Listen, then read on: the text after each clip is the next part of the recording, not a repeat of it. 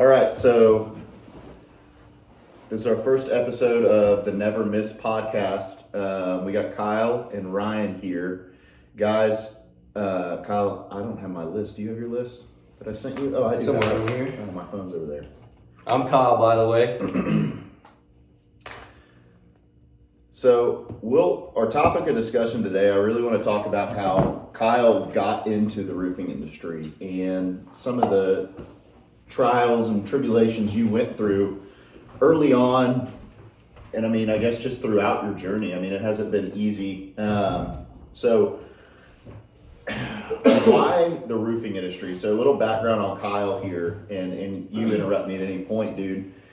Graduated from A&M with a civil engineering degree. Grew up in a family where his dad did sales. Okay, his dad does sales, but why a 1099 job where you're really having to bet on yourself and, really not going after that safety and security that you see in the family that you grew up in, looking for a job?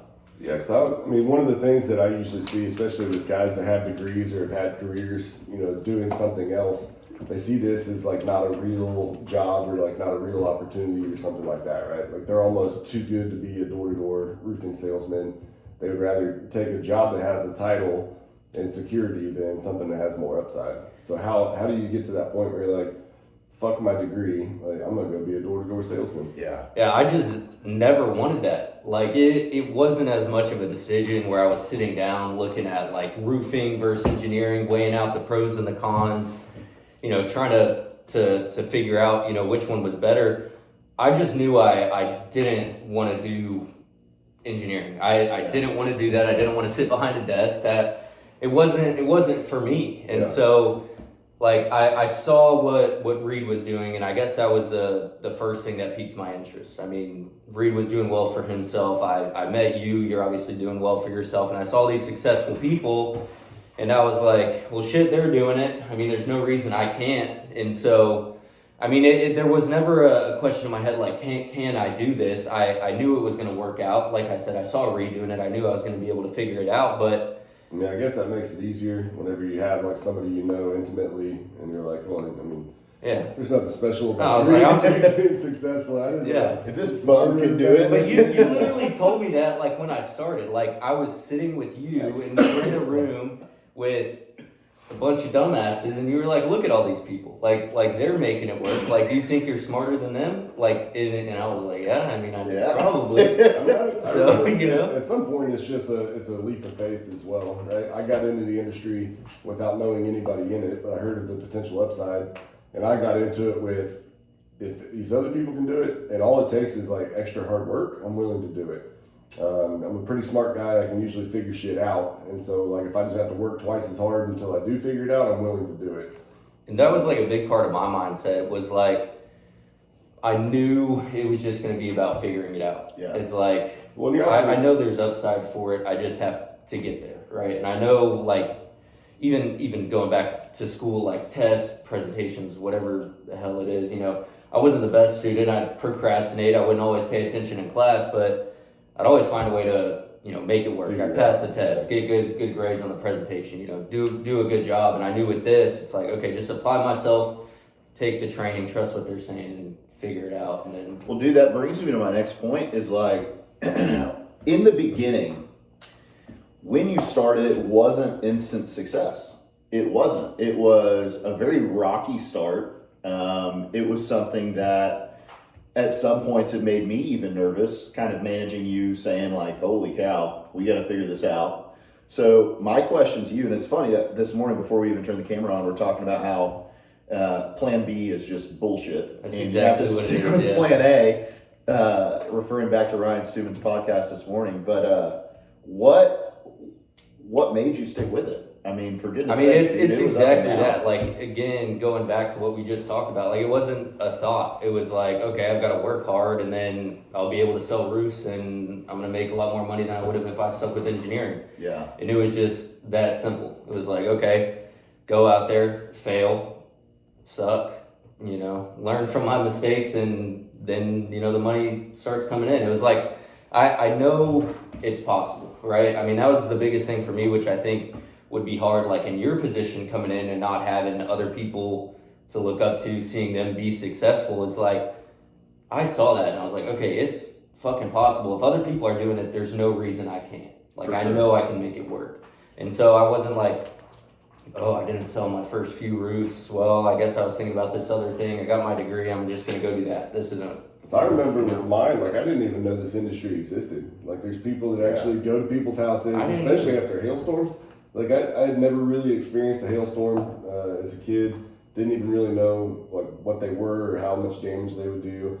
And then like there's people that like travel from city to city, state to state, fucking sleeping in trucks, selling roofs, making $250,000. It's like, God damn, I didn't even know. Working 6 months out of the year. Yeah. Well, that's why I'm thankful to y'all. Is like same thing. Like I had no idea this was a thing. Yeah. Like he started doing it, I was like, what the hell? Like roofing. You go door to door to sell people roofs? Yeah, like I didn't shit. I was really happy for him. Like obviously I followed him. I saw he was doing well, and I could tell he was happy, and like as his friend at the time, it made me happy. But I was like, what the hell is that? Yeah. I will say our training is much more dialed in now than when you started. It is. So the learning curve that a lot of people come in with now is a much shorter or less drastic of a curve than you experienced. Especially, I mean, dude, you started part-time in school, so I couldn't always cater my schedule to when you were able to work. And so you were kind of thrown to the wolves in a sense. A little bit, but Yeah. I mean, I don't know. I also really enjoyed it. Like I like figuring stuff out, like It's a I challenge. mean, a big change in my life was coming here and, getting in the gym, waking up early.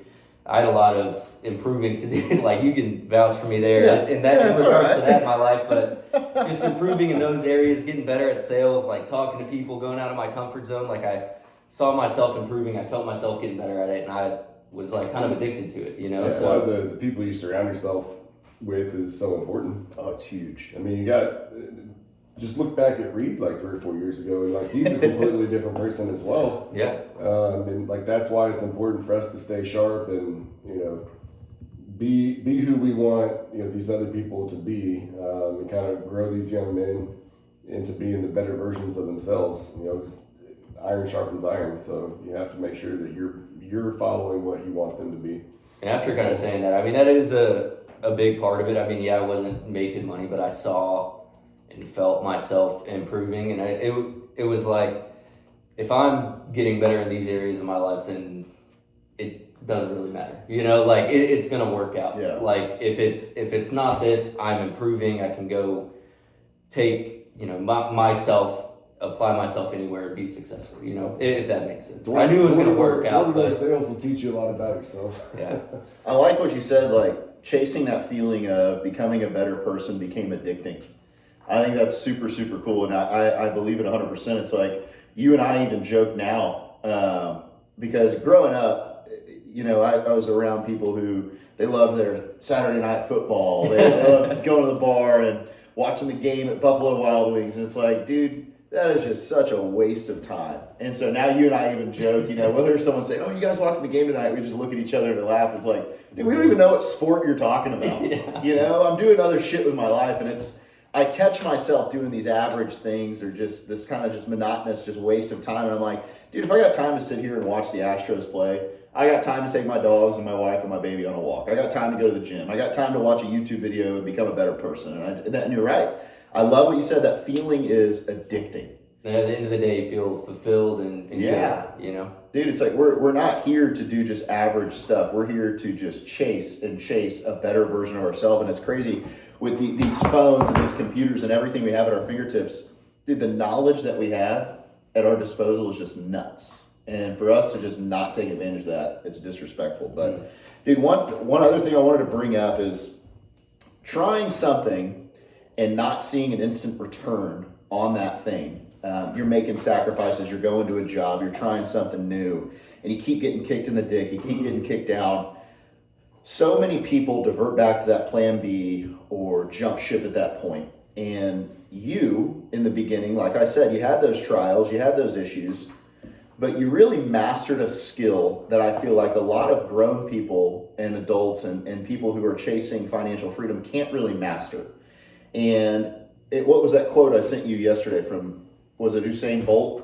Oh yeah, train train 10 years to run 9 seconds or something like Yeah. that. And so many people can't understand that concept of how long and how much effort and how much you actually have to get beat the shit out of you until you finally see the success. So many people, I feel like the reason people aren't successful in this industry or in any entrepreneurship journey that they endeavor in is because they keep getting beat up and they jump ship before the success comes. And I feel like at 22 or 23 years old, it wasn't even a second thought. It was just second nature to you to really just stick with it. So kind of elaborate on that a little bit, because I'm super impressed by that. Yeah, so I mean, one thing is like there wasn't, it's all going to tie into some of the stuff I've said, which is like I felt like I didn't have an option of going back. I didn't want to do engineering, especially after seeing the success and, you know, of the people around me. I enjoyed it. I didn't want to do anything else, but, you know, like, I guess to give some backstory, like getting kicked in the dick, like Reed said. So when I was in school at College Station, I was driving out to Austin, knocking doors every other day, setting appointments out there so I could shadow a guy just to run appointments with him, get some practice in the sit downs, you know, get better at it. 2 hours drive every day. Yeah, every other day driving out there, knocking doors, then, you know, 2 days later going out there to sit down, run appointments, so on and so forth. I drive 2 hours out there just for them to tell me, oh, we need to reschedule, or, you know, we need to think about it, all that stuff, you know, at the time I was... Or no show. Yeah, exactly. All that stuff, man. And it was brutal. But for one, I just saw the results, and I think the biggest thing was I was focused on learning and getting better rather than the money.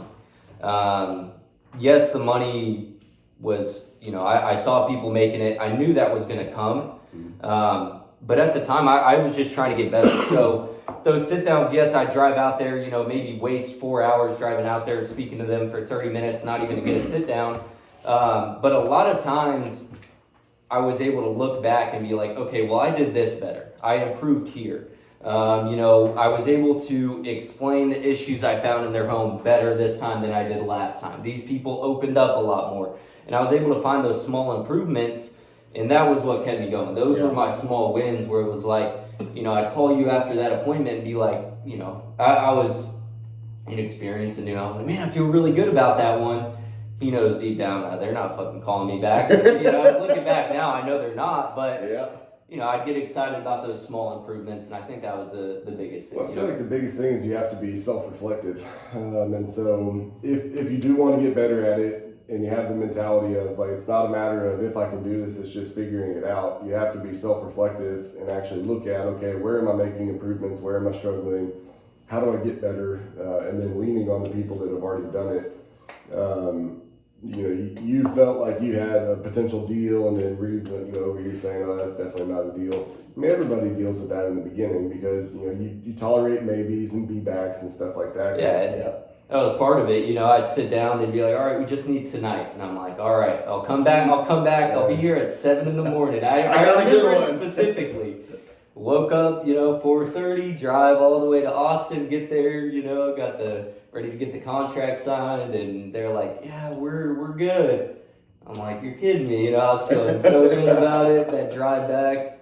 You're kidding me. It's a very nice way to say what you were thinking. Yeah, but no, I remember that day, I drove back to College Station. I was like, you know, obviously I had a 2-hour drive. I was pissed. I was like sitting in a gas station parking lot. And I was like, you know what, fuck it. Like, I was listening to a podcast at the time, and I don't remember who it was, but somebody said something. It's like, you need those results, and once you have those, you can prove to yourself that, you know, anything's possible. And I went to College Station that day, knocked the door, next day closed that deal. And I was like, okay, so just wasted 2 days, you know, driving 8 hours round trip, knocking all these doors. I said, fuck that, got out here, knocked the door, and closed the fucking deal. I can fucking do this shit, you know? And it was like, like that point, that was a big turning point for me, but, you know, just getting the results and fighting through it, finding those small improvements. I think the hardest thing in today's society, with the way social media conditions us, TV, all this shit, it's like, you see these kids that are 19, 20 years old driving Lamborghinis, and so we, as these adults, we try new things and we want that life and we want to better ourselves, and we don't see that instant result. We're like, what the hell? And we get discouraged.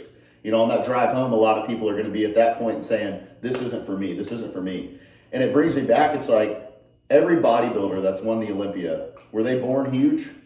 No. They had to go through so much trial and tribulation and hard work and beatdowns and lost competitions and meals where they're just gorging themselves to the point where they almost throw up and really just hard work with no result until they finally hit and get to where they wanted to get to. And it's like so many people in today's society, because of the way we're conditioned, we don't have the fortitude. We don't have the drive to push to that end goal. And Alex Hormozi says it. He's like, so many people that are pursuing their own entrepreneurship journey, they're doing the right thing. They're just not doing enough, or they're not doing it long enough. Yeah. And so that's the biggest thing. I know y'all started like kind of different than I did with Storm. What was it like for y'all? I mean, was there instant success for y'all, or what did that look like for you? Because I didn't even know how to, like I said, I had y'all to look up to, and you said you kind of knew there was potential. I'll let Ryan go and I'll answer, but that's a good question.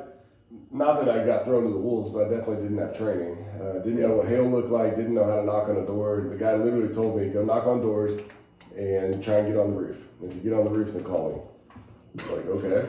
So walking around trying to talk to people, I have no idea what the fuck I'm doing. Hitting no, and then accepting it, right? Like that's the hardest part, is accepting that no. We're like, no, thank you, we're not interested. And you're like, okay, have a good day. And then you're walking away and you're like, fuck, I bet if I would have said this, I probably could have gotten to say yes. Mm-hmm. And wanting to go back and knock on that door again so bad, but just having to put it in your Rolodex and being self-reflective of what worked, what didn't work, how can I tweak it? And so it was relatively rough. My first Storm was in Katy, and then months after that, like I was in Tyler, and that was my first time ever traveling. Texas? Yep, traveled all by myself up to a market I've never been at. Had no idea how hailstorms worked.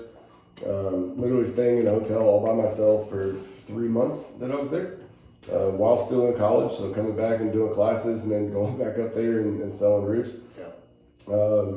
Still winging it at that point? What's that? Still kind of winging it? Yeah, I still didn't really know what I was doing. And I was a one-man operation of the company that I was working for too. Yeah. So it's not like I had a big backing and the Infinity brand behind me. It was literally me and one other guy. You're just winging it, it sounds like. He didn't even do roofing. He sold software. What was this guy, that Joshua guy? No, this was a guy named Charles. Oh, okay. But yeah, it was literally a one-man operation. I was the only salesman. Like I had to order my own job, schedule my own crews, do all my own supplements, do everything. So yeah, it was definitely it was a hard thing to learn. I feel like for me, learning all that from scratch by myself would be really, I don't know if I would be able to do that. Like I maybe would have gotten overwhelmed and been like, man, this is a lot. I need help. I don't know if I can figure this out. Like, so I'm a pretty intuitive and I'll figure things out kind of guy. I ask people questions, and I can usually teach myself just about anything. And so once you start to kind of learn the process a little bit, then you're looking more into, hey, why does this happen this way? And asking an adjuster, hey, why won't you pay for this stuff? Like I've noticed on scopes that these things aren't being included. Why? And he tells me the reason why they're not paying for it. So then I come up with my reason of how I'm going to argue to get them to pay for it. And so, it's just trial and error, right? Like that's what this whole thing was for me. And I don't feel like I was even good at this until, probably 2014. So that's 5 years in. So it took me about 5 years before I would even call myself good at this. And now I'm coming into 15 years, and there's always areas to improve, but you look back and you're like, from where I started to where I've gotten, it's just like, holy cow. Yeah. That was a long road to walk down for sure. Well, let me ask you, with the retail side of the business and the training like the back of your hand at this point, with the training we have and the whole other side of the business that we're just attacking at this point, do you feel like it's going to take 3-4 years to get to that point? No. And Reed and I have taken 2 years to kind of get all this stuff dialed in. And even where we are today versus where we were 2 years ago, what we're trying to do is implement like a process to where it's almost plug and play. So everything is so dialed in that we take a person over here, plug them into the system, and then within 30 days they're out there signing deals. Yeah. 6 weeks usually max, but obviously there's paid training and stuff like that up until that point. I'm just talking about being completely self-sufficient. Yeah. So, I mean, realistically, to be very good at this, I would say like 90 days. You should be able to have enough repetitions to be very dangerous at this. 100%. For me, it was a little different. Just my first job was basically in and around roofing, right? Project managing jobs, coming here on the summers, but after baseball in college, and coming here and project managing, knocking doors. And so I had this warm up of being able to be lightly dipped into the industry and really adapt as I dip my toe in further and further and further. And so the learning curve, is that your second energy drink? And it's 6, what time is it? 6:45, your energy drink number 2? Oh yeah. Nice. It could be a hell of a day. No, but for me, my trial, my hardest part, and Ryan can attest to this, is when I really dove into full-time sales, which was after 4 years of really just being in the industry and being around it. Selling, my hardest part was taking those maybes like you talked about. And I wasn't good at the logistical side, the detail-oriented portion, making sure each job was profitable, making sure each order form was done correctly, making sure the jobs were turned in correctly. And the thing is, man, is if you're juggling 50 different clients and you're doing 10 of them and turning them in incorrectly, it slows down or it impedes on your ability to give each and every one of those clients the best version of yourself, because you're juggling all these different things that you didn't do right from the beginning. And so I found myself filling up my pipeline. And back then we had file boxes. I still have mine at home, full of clients, and I go through $3,000, $2,500, $3,000. Okay, cool. I'm gonna make, $35,000 this month. Nice. And then at the end of the month, it's like 3/4 of those people are gone because they were just maybes. And I'm having to go out there while juggling these clients who I've sold and need to build and get scheduled. I'm having to go out there and refill out my pipeline and having to knock all these doors again and basically start the storm back over. Play catch up. And I was never scared of the hard work. I love it, right? I enjoyed it. But the thing is that I made it so much more difficult on myself than what I needed to do. Yeah, you have like 15 deals in your binder. 8 of those fall off. You've been putting hard work in for 2 weeks to see 20 grand go down the drain just like that. I feel like that's the hardest part with the maybes, is that in your mind you're hanging on to that hope that this might be a deal. And so you have 10 maybes in your pipeline, and most of them fall off, or let's say even half of them fall off, 6 of them fall off, or whatever it is. It hurts because you considered the possibility that might be a job. And so it hurts to lose a maybe because you had this blissful ignorance of hope.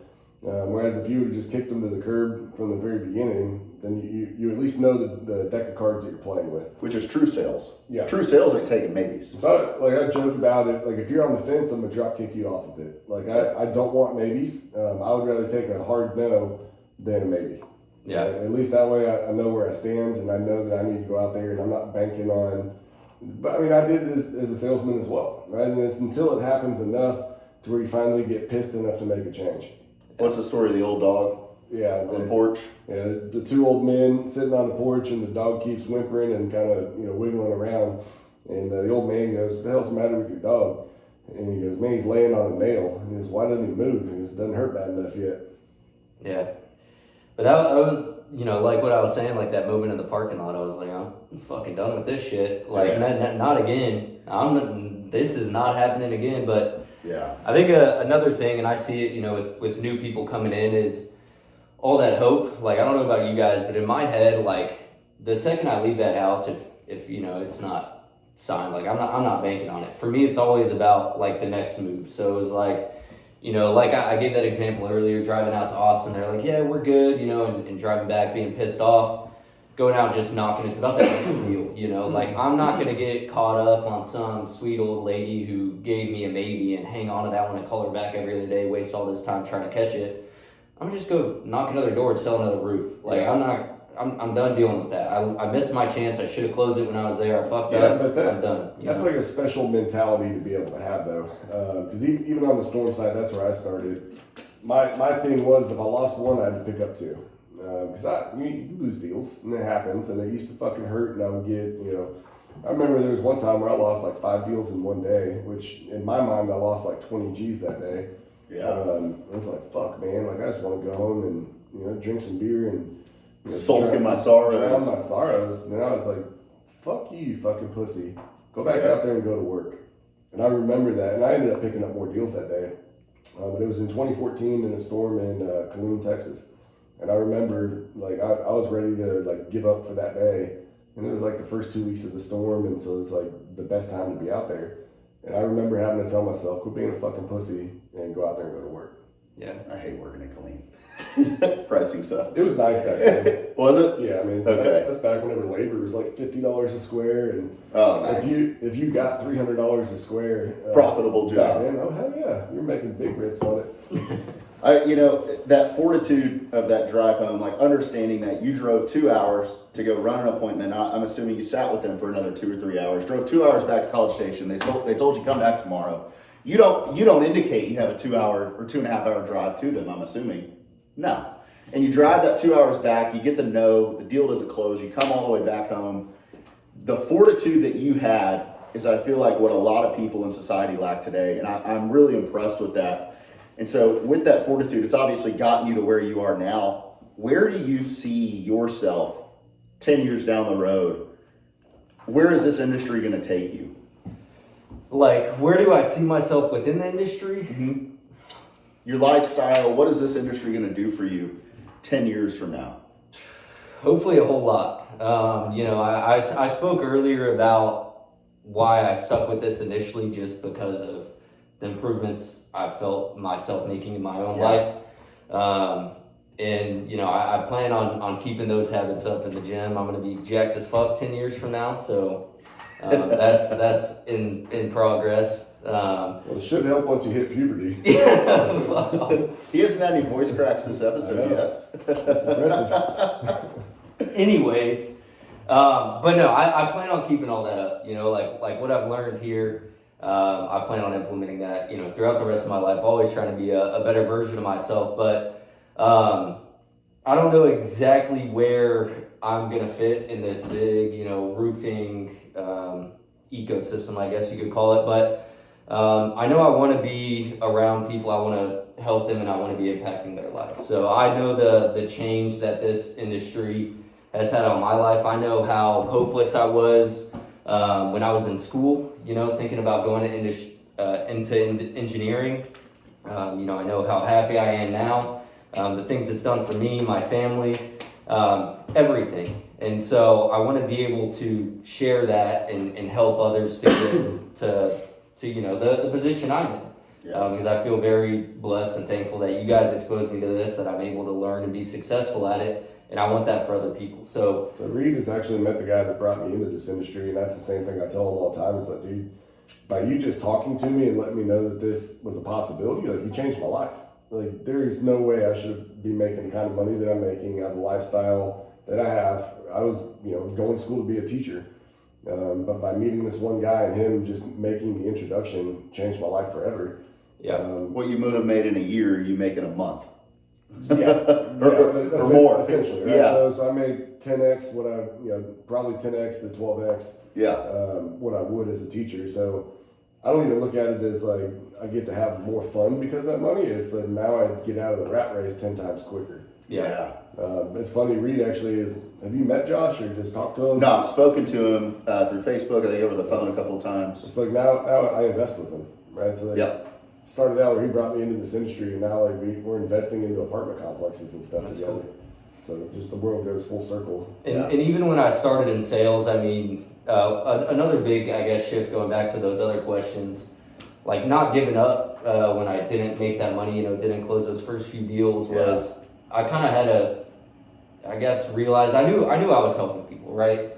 Sure. That's what the training is, but I really had to understand, okay, like I'm here to provide a service to these people, and I'm here to help them out.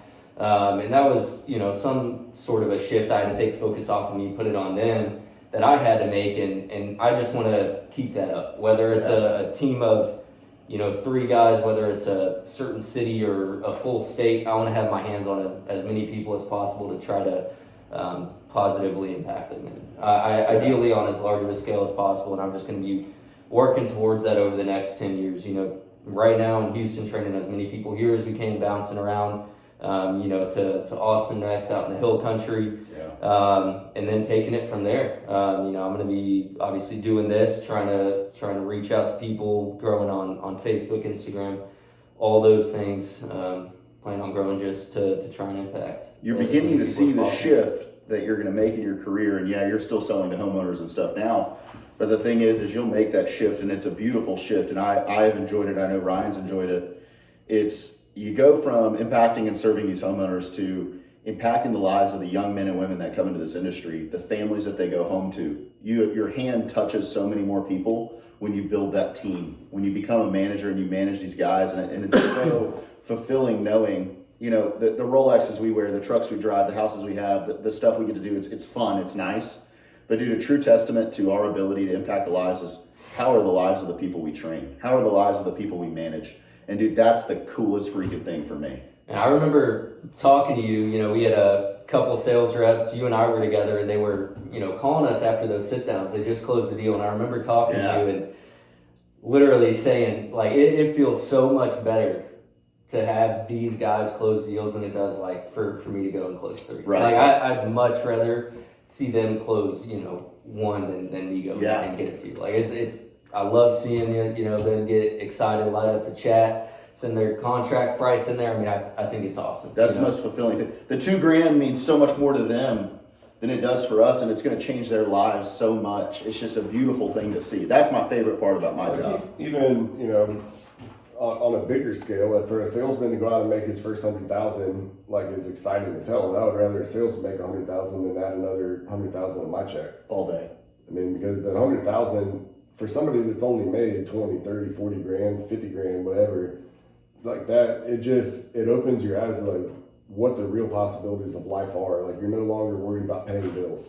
Yeah. Right. So now you're thinking like, what's my next chess move so that, you know, I can multiply this money. And just seeing people go from just a paycheck to paycheck to paycheck type mentality, and then just showing them that there's more to life than that. Like, to me, that's the most rewarding thing. They're like, Jesus, so this is, people actually live like this? Yeah. Like, that's a cool part for me. Seeing them shop for trucks, seeing them be able to get their first house, you know, it's so nice to see their families' lives change. I mean, you know, we go back, I know we don't work with her anymore, but seeing Emily, you know, being able to create a life for her family, or begin to create a life for her family, to where she's feeling a peace and a financial freedom and comfort that she's never felt before. Seeing a female come into this industry and do that, it's freaking sweet. But dude, we'll wrap up. I know you've got a cool bunch of investments, cool purchases and things like that you've got coming down the pipeline. What maybe a house, you got a new buggy and a trailer. Yeah, I got all the some necessities land. now. I got some land to hunt on, and a buggy and an ATV. So now I got that stuff out of the way. Now I can focus on a place to live. And What are you doing? Are you gonna buy a house now or what? Yeah, kind of looking. I mean, that's definitely the next big move. So you know, it is exciting. I mean, so Yeah, you know, you got to think about the priorities. Hunting land is way more important than something like 100%. definitely. Yeah. Worst case scenario, you can just go camping on your land, right? Yeah, you go chop some shit down out there and dig a hole and Build shoot yourself some a treehouse. trees. Yeah. Build a tree house, yeah. You just live in that deer blind. Yeah, exactly. Build a tree house or something. Yeah. No, so I've got that stuff, and I mean that's been a blast. I was out there with Reed the other day, and we were just talking about how blessed we are, you know, to be out there experiencing that and be in the position we are. So that's all awesome. I love that stuff. But yeah, next move for me is going to be a house. You know, right now just trying to figure out where. Yeah. You know, I need to do some talking to you guys, but obviously want to make some sort of an investment with it. I don't just want to buy some house. I'd like it to pay off in the long term to some extent, maybe a rental property. But yeah, you know, looking forward to that. Just got to be sure, you know, I'm not jumping into things, rushing into it. I want to do it right. So on the topic of the land, we got another 8-point out there, and we've got a lot of foxes showing up on the feeder and some new pigs. So camera batteries are getting low, so I think we have an excuse to get out there pretty soon. Yeah, and Todd's got our base for our Yeah, he's shed. got our base to build our shed. That's he's right. gonna run off with it. Yeah, fucking Todd. Yeah. Have you talked to him? I mean, we talked last weekend, We before talk last every weekend. day. Yeah. So what we're talking about is our land. So we got this nice 10 by 12 or whatever size shed to put out there, and Kyle and I are so stupid. we thought we could put it together ourselves. So we get it out of the box. We both look at each other. We go, nope, no way. Get on Craigslist. We find a guy in town. we drive all the way to town about a half hour. Pick his ass up because he doesn't have a car. Bring him out to the Guys, land. this is hunting land, so this is in the middle of Middle of nowhere. Yeah. He bring him out. He's got his lunchbox and his beer, and he comes out to our land. He's looking at the shed. He looks at us and he goes, "So where's the lumber?" And we're like, "What?" And he goes, "Y'all didn't read the instructions?" And we go, "No." And he goes, "You need this, this, and this." And so we had to buy $400 worth of lumber. So anyway, we bring him back to his house. We go all the way down to Hondo, which is about a 45-minute drive from the land. Pick up all the lumber, come back, bring it to Todd's house. So Todd built us this base for our shed. And we still don't even have the shed. The shed's just sitting in pieces. Yeah. So it's been a bit of an issue out there. So we need to get on that. Yeah. I mean, it's going to sit outside anyway, so it'll be all right. But It'll be all right. Well, do you have any final questions, man? no, I mean, I'm looking forward to it. Good. Thank you guys for listening. Awesome. All right, you can turn it off now. I think it was good. I may have to bleep some stuff out because we have Infinity's logo.